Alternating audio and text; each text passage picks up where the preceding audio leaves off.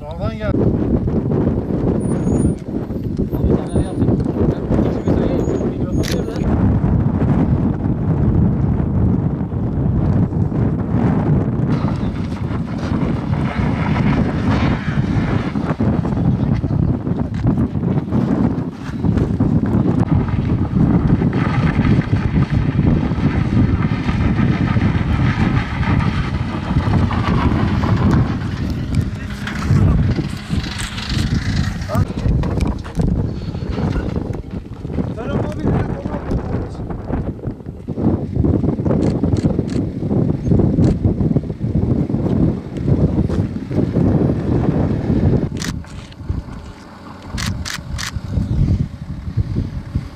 Belki balık düzeltip yapar.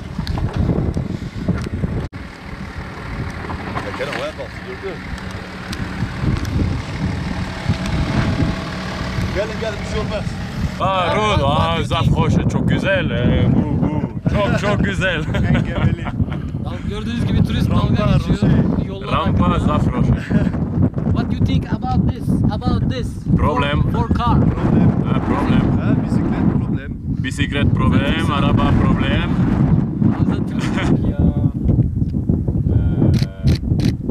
Mezopotamya, Mardin. Very good place, yeah.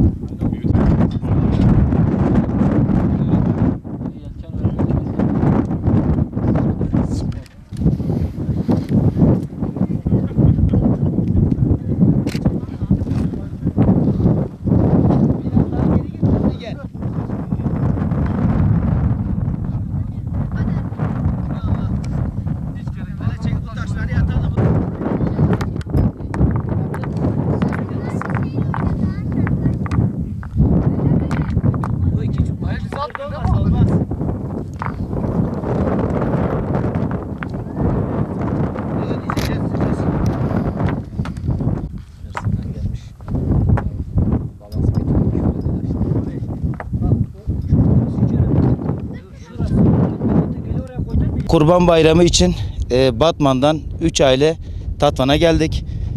Tatvan'ın doğa güzelliklerini, temiz havasını solumak için bir de Nemrut'u görelim dedik. Geldik, gördük. Çok güzel bir doğa harikası. Dünyada görülmeyecek bir doğa harikası. Ama geldiğimize bin pişman olduk. Yolların bozukluğu, şu an 2 aracımız şu yolda kaldı. Kendi ellerimizle yolları düzeltmeye çalışıyoruz. Kendi elimize. Yetkililere buradan sesleniyorum. Tatvan'a sahip çıkın. Van Gölü'ne sahip çıkın. Ne yapalım? Yani kendi mesleğimizi kendi ellerimize burada şu an görün, ellerimizi görün. Belki çektiniz. Ellerimize taş döşüyoruz. Parke taşları döşüyoruz. Buradan yetkililere sesleniyorum. Tatvan sahipsiz değildir. Lütfen herkes sahip çıksın.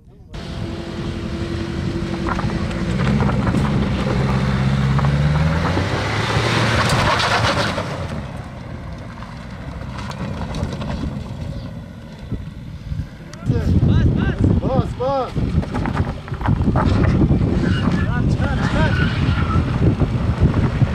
Ver tut şunu. Yazık değil mi Allah için?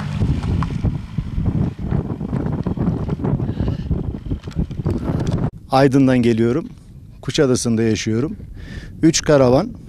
Bu bölgeyi çok merak ediyorduk. Geze geze geliyoruz. Bize burada bir krater gölü olduğu söylendi. Çok heyecanlandık. Geldik fakat burada bir kargaşa olduğunu gördük. Aracı biraz yukarıda park ettim. Diğer arkadaşlar da arkadan gelecek. Şu anda bu yoldan geçmekte endişe ediyoruz. Çıkan araçlar sıkıntılı geçti. Bu yolun böyle olması bizim için bir hayal kırıklığı. Böyle güzel bir beldenin, böyle bir güzel krater gölünde daha güzel yol olmalı, daha güvenli yol olmalı. Bu basit bir şey, çok kısa bir şey. Bunun onarılması da çok güç değil. Yetkililerin bir an önce burayı görüp onarmasını diliyorum.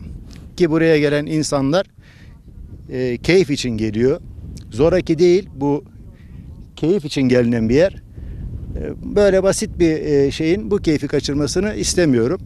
Bir an evvel yetkililerin bu konuda gerekli duyarlılığı göstermesini diliyorum. Teşekkür ederim. Gaz ver abi. Gaz ver, gaz ver. Gaz ver.